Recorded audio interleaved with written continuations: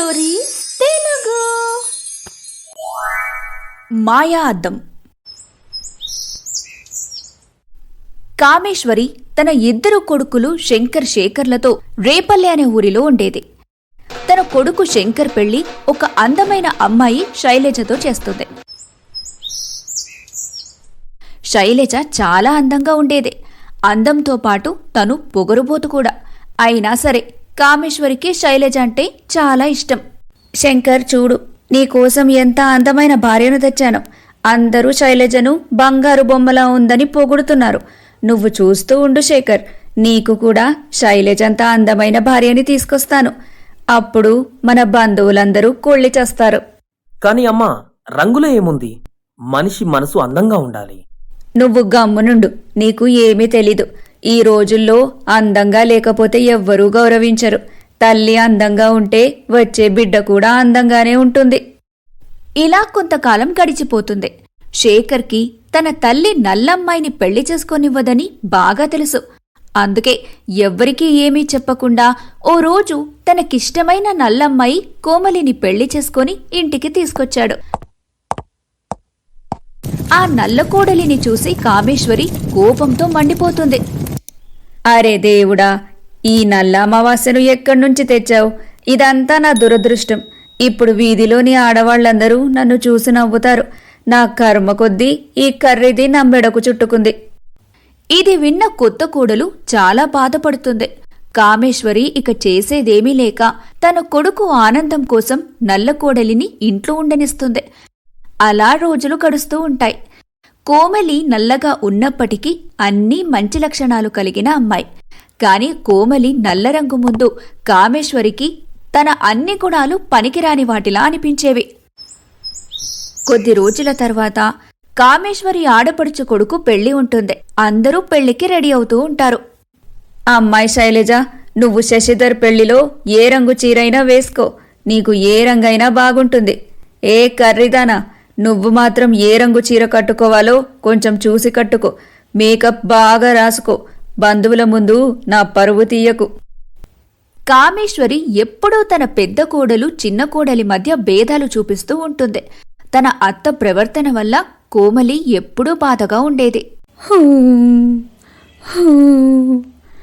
నేను నల్లగా ఉండడం నా తప్ప. అత్తయ్య నా ఈ నల్ల రంగు కారణంగా నన్ను చిన్న చూపు చూస్తున్నారు. ఈ ఇంటికి మంచి కోడలు కావడానికి నేను ఎంతగానో ప్రయత్నిస్తున్నాను. అయినప్పటికీ శైలజ అక్కకే ఎక్కువ గౌరవం దక్కుతుంది. మరుసటి రోజు ఉదయాన్నే అందరూ పెళ్లికి వెళ్తారు. శైలజ వదిన, నాకు చిన్న హెల్ప్ చేస్తారా? కోమలి వదిన కెమెరా ముందుకు రాకుండా చెయ్యి, లేదంటే నా పెళ్లి వీడియో ఇంకా ఫొటోస్ అన్నీ చెడిపోతాయి. కంగారు పడకని మరిది గారు, ఈ కర్రీదాన్ని నీ పెళ్లికి రానివ్వను. శైలజక్క, ఆంటీ మరిది గారి కోసం ఈ దండ పంపించారు. ఏం మరిది గారు, వేయమంటారా? శైలజ వదిన, నేను నా రూమ్లో వ్యాలెట్ మర్చిపోయాను, తెప్పించవా? కోమలి, కాస్త మరిది గారి వాలెట్ తీసుకొని రాపో. కోమలిని వాలెట్ తెమ్మని పంపించిన శైలజ కోమలి రూంలోకి వెళ్లగానే బయట నుంచి గడియ పెట్టేస్తుంది. అరే, ఎవరది? నేను లోపలున్నాను, తలుపు తీయండి. హహ, ఇప్పుడెలా వస్తుంది పెళ్లికి? శైలజ నవ్వుకుంటూ వెళ్లిపోతుంది. ఇక కొద్దిసేపటికి భజంత్రీల శబ్దం విని కోమలి పెళ్లైపోయిందని అనుకుంటుంది. ఇక తనకు అంతా అర్థమవుతుంది. కావాలనే శశిధర్ శైలజ కలిసి ఈ ప్లాన్ వేసి ఇలా చేశారు అని. నేను పెళ్లిలో ఉండకూడదని శైలజక్క ప్లాన్ చేసి మరీ నన్నిక్కడికి పంపించింది. కాసేపటికి ఎవరో డోర్ ఓపెన్ చేస్తారు. కోమలి, ముహూర్తం సమయానికి నువ్వు ఎక్కడికి వెళ్ళిపోయావు? నేను నీకోసం ఎంత వెతికనో తెలుసా? కాళ్ళు చాలా నొప్పిగా ఉంటే రూమ్లో రెస్ట్ తీసుకుంటూ ఉన్నా అండి. ఇక పదండి, ఇంటికి వెళ్దాం. కోమలి తన కన్నీళ్లను దాచుకొని సైలెంట్గా ఇంటికి వచ్చేస్తుంది. అలా ఒకరోజు, అత్తయ్య గారు, నేను బజార్కి వెళ్ళొస్తాను. ఇంట్లో సరుకులేమీ లేవు. ఇంటిలోంచి బజార్కని చెప్పి బయటికైతే వచ్చాను, కానీ మళ్ళీ తిరిగి ఇంటికి వెళ్లాలనిపించట్లేదు. ఇక నాకు వారి మాటలు విని తట్టుకునే ధైర్యం లేదు. ఏం చేయాలో నాకు ఏమీ అర్థం కావటం లేదు. నల్లగా లోపలికి రండి, తెల్లగా బయటికి పోండి. ఇదెలా సాధ్యం? ఒకసారి లోపలికి వెళ్ళి చూద్దాం.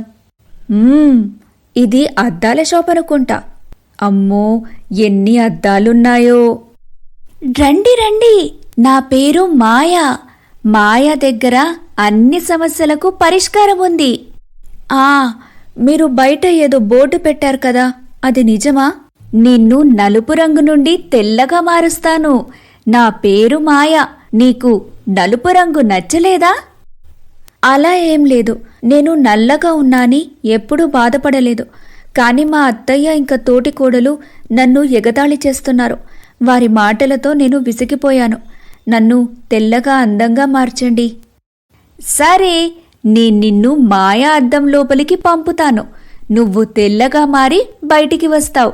అయితే ఒక విషయం గుర్తుంచుకో, అమావాస్య రోజు రాత్రి నీ నల్లని రూపం నీకు వస్తుంది.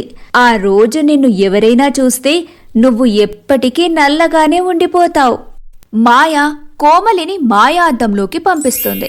ఆమె తనను మళ్లీ వెనక్కి పిలుస్తుంది.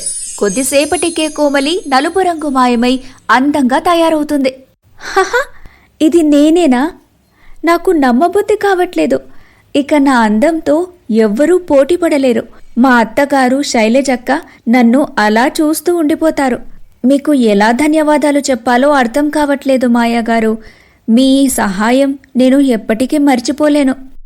మాయా యొక్క మాయా అద్దం నుండి తెల్లటి రంగును పొందిన తర్వాత కోమలి చాలా సంతోషిస్తుంది. ఇరుగు పొరుగు వాళ్లంతా ఆమెను చూసి ఆశ్చర్యపోయారు. ఈమె కామేశ్వరి కోడలు కోమలి కదూ, ఇంత అందంగా ఎలా మారింది? నల్లగా చీకటిలో కనిపించేదే కాదు, చాలా అందంగా కనిపిస్తుంది. ఇప్పుడే పాలతో స్నానం చేసినట్టు. నిజమే అక్క, ఈమె చందమామలా మెరుస్తుంది. ఏదో అద్భుతం జరిగింది. మాడిపోయిన పెనంలాగా నల్లగా ఉండేది, కానీ ఇప్పుడు దాన్ని చూస్తుంటే ఈ మొత్తం ఏరియాలో ఆమె కన్నా అందగత్తె ఎవ్వరూ లేరనిపిస్తోంది. నమస్తే ఆంటీ గారు, నన్ను గుర్తుపట్టారా? నేను మీ కోమలిని. ఇంత ఆశ్చర్యంగా ఎందుకు చూస్తున్నారు? కోమలి ఇంట్లోకి వెళ్తుంది. ఎవరమ్మా నువ్వు? ఎవరు కావాలి? ఇలా ఇంట్లోకి వచ్చేస్తున్నావేంటి? ఇంత అందంగా ఉంది, ఎవరీమే? వెళ్ళి చూస్తా. అత్తయ్య, నేను కోమలిని. మీరు నన్ను గుర్తుపట్టలేదా? కోమలి నువ్వా? ఇంత అందంగా ఎలా తయారయ్యావు? నీ రంగు ఎలా అందంగా మారింది? నువ్వు మార్కెట్కి వెళ్ళావా, లేదా వేరే లోకంలోంచి మళ్ళీ పుట్టి వచ్చావా? కోమలి, నీకేదైనా మాయాదీపం దొరికిందా? నిన్ను ఎవరు ఇంత అందంగా మార్చేశారు? మీకు మామిడి పళ్ళు తినటం కావాలా, లేదా టెంకలు ఎన్నున్నాయో లెక్క పెట్టడం కావాలా? నేను నల్లగా ఉన్నప్పుడు మీకు ఇబ్బందుండేది. ఈరోజు నేను తెల్లగా అందంగా మారినా మీకు ఇబ్బందిగా ఉంది. నేను ఇప్పటికే చాలా అలసిపోయాను. మీరింకా ప్రశ్నలు అడిగి నా బుర్ర తినకండి. అక్క, ఈరోజు ఏదైనా స్పెషల్ వండు. రోజు ఇంటి పనులు చేస్తున్నప్పుడే నీకు నీరసం వస్తుందేమో. అత్తయ్య, మీరు త్వరగా నా చీరను ఇస్త్రీ చేయండి. నేను సాయంత్రం పార్టీకి వెళ్ళాలి. ఈమె కోమలి నేనే కదా, దాని స్థానంలో మరెవరైనా వచ్చారా? నోట్లో నాలుక ఉందా లేదా అన్నట్టుగా ఉండేది. తెల్లగా మారగానే కళ్ళు నెత్తికెక్కాయి. బయట జనమెందుకొచ్చారు? ఏ అమ్మా, మీ అందరికి ఏం పనుంది? మీ కోడలు నల్లగా ఉన్నది తెల్లగా మారిందని విన్నాను. కాస్త మీ కోడలు ఏ ఫేస్ ప్యాక్ అప్లై చేసిందో మాకు చూపించండి. తను కొన్ని గంటల్లోనే చాలా అందంగా ఎలా మారింది? ఇక్కడేమీ డ్రామా జరగడం లేదు. మీరు వెళ్ళండి. ఇక్కడ స్వర్గం నుండి దేవకన్య ఏమీ దిగిరాలేదు. మీరంతా ఆమెను చూడటానికి ఇంత ఆరాటపడుతున్నారు. ఎవరత్తయ్యా? నేను ఏవో శబ్దాలు విన్నాను. నా కోసం ఎవరో వచ్చినట్టున్నారు. నీ అందాన్ని చూడాలని వీధిలో అందరూ వచ్చారు. ఎంతో నల్లగున్న నువ్వు అందంగా మారటానికి ఎలాంటి మాయ జరిగిందో అని తెలుసుకుందామని వచ్చారు. హహహ, మరేం పర్వాలేదత్తయ్యా, వాళ్ళని చూడనివ్వండి. అత్తయ్య, ఈరోజు సిటీలోని కొన్ని న్యూస్ ఛానల్స్ నన్ను ఇంటర్వ్యూ చేయడానికి వస్తున్నారు. మ్యామ్, మీరు అకస్మాత్తుగా మీ రంగును ఎలా మార్చాలని అనుకున్నారు? నేను ఒకే రంగుతో విసిగిపోయాను, కాబట్టి నన్ను నేను మార్చుకున్నాను. మీ ఫ్యూచర్ ప్లాన్స్ ఏంటి? మీరు నెక్స్ట్ ఏం చేయాలనుకుంటున్నారు? మీకు మోడలింగ్ చేసే ఉద్దేశం ఉందా? అవును, నాకు అవకాశం వస్తే తప్పకుండా చేస్తాను. కోమలి ప్రవర్తన మారుతున్న కారణంగా కామేశ్వరి, శైలజ బాగా ఇబ్బంది పడేవారు. శేఖర్, శ్రీమతి వసుధ కూతురు సారిక బర్త్డే కాబట్టి నన్ను ముఖ్య అతిథిగా ఆహ్వానించారు. మీరు కూడా వస్తారా? ఇప్పుడు ఈ మహారాణి పార్టీలకి పబ్బులకి వెళ్తుంటే నేనిక్కడ ఇంటి పనులు చేసుకుంటూ ఉండాలా? ఏదో ఒక సాకుతో నేను అమ్మ దగ్గరికి వెళ్ళిపోతాను. ఇక్కడే ఉంటే అత్తయ్యతో కలిసి రోజు ఇంటి పనులు చేస్తూ ఉండాలి. మరుసటి రోజు ఉదయం శైలజ తన తల్లికి అనారోగ్యంగా ఉందని చెప్పి తన భర్త శంకర్తో కలిసి పుట్టింటికి వెళ్తుంది. శేఖర్కి కూడా ఏదో పని మీద వేరే ఊరు వెళ్లాల్సి వస్తుంది. కోమలి, శైలజ వదిన శంకర్ అన్నను తీసుకొని తన పుట్టింటికి వెళ్ళింది. ఇంట్లో అమ్మ ఒక్కతే ఉంది. నేను కూడా రేపు రాత్రి వరకు ఇంటికి తిరిగి రాను. కాబట్టి మీరు జాగ్రత్తగా ఉండండి. మంచి అవకాశం. శేఖర్ కూడా ఎక్కడికో వెళ్తున్నాడు. ఇంకా అక్కవాళ్లు కూడా ఇంట్లో లేరు. ఈరోజు అమావాస్య రాత్రి. ఈరోజు నేను పాత రూపంలో ఉంటాను. అత్తయ్య ఎలాగో తొందరగా నిద్రపోతుంది. ఎలాగోలా ఈ రాత్రి గడిస్తే చాలు. రేపు ఉదయం నాకు మళ్లీ నా అందమైన ముఖం వచ్చేస్తుంది. అందరూ వెళ్ళిపోతారు. రాత్రవ్వగాని కోమలి తన రూమ్కి వస్తుంది. అత్తయ్య నిద్రపోయింది.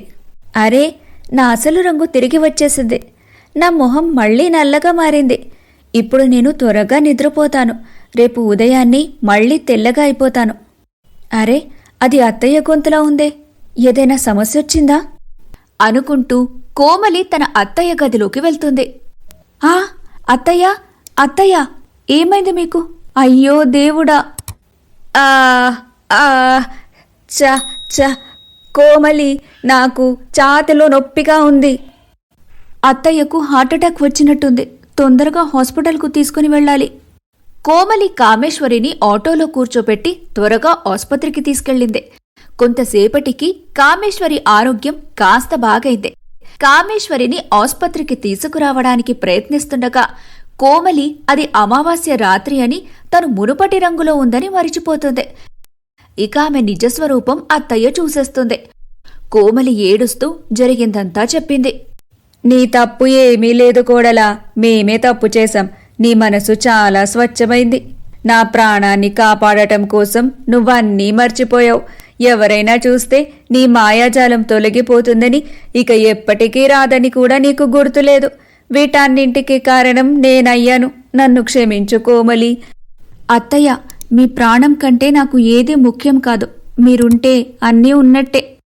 ఆ రోజు తర్వాత అందరూ కోమలిని మెచ్చుకుంటారు. కోమలికి కూడా అద్దం బయట కనిపించే అందాన్ని మాత్రమే చూపిస్తుందని, అదే మనసు అందంగా ఉన్న వ్యక్తిని ప్రతి చోట ప్రశంసిస్తారని తెలుసుకుంటుంది. కాబట్టి ఒకటి గుర్తుపెట్టుకోండి పిల్లలు, ఎదుటివారిలో మనం చూడాల్సింది మనసు, గుణాలే కాని అందం, తెలుపు నలుపు రంగులు కాదు. మళ్ళీ మరొక కథతో కలుద్దాం. అన్నట్టు ఈ వీడియో కనుక మీకు నచ్చితే like, share, comment and subscribe చేయడం మర్చిపోకండి. Bye bye.